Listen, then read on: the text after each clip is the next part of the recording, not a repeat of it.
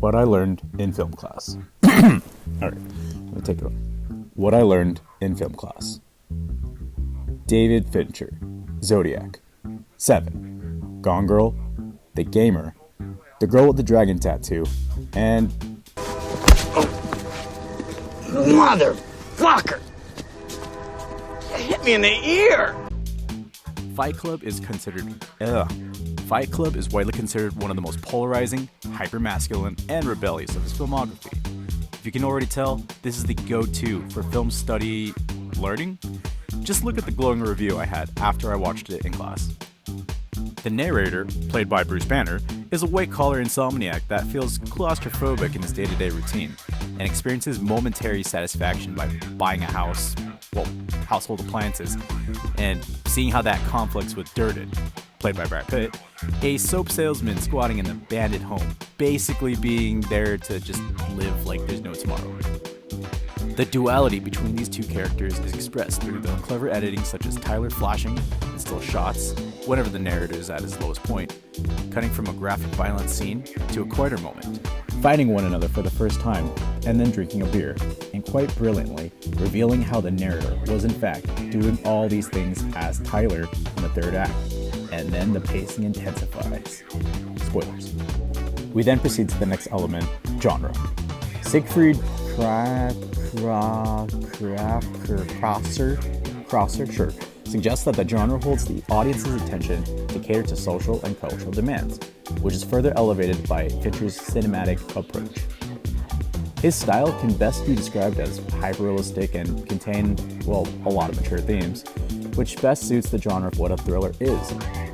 From the start, the narrator takes us to the world that he lives in, from the moment he goes to work, attends therapy for comfort and, attention, and goes to his mundane apartment. We, the audience, gather that this character isn't feeling fulfilled and wants more from his routine told from the montage. Tyler is introduced and the chaotic nature changes the narrative, and the story becomes unpredictable. Will our lives just be simple and routine, just like the narrator, or intrusive thoughts of anarchy and taking down the man absolve us of a mundane life?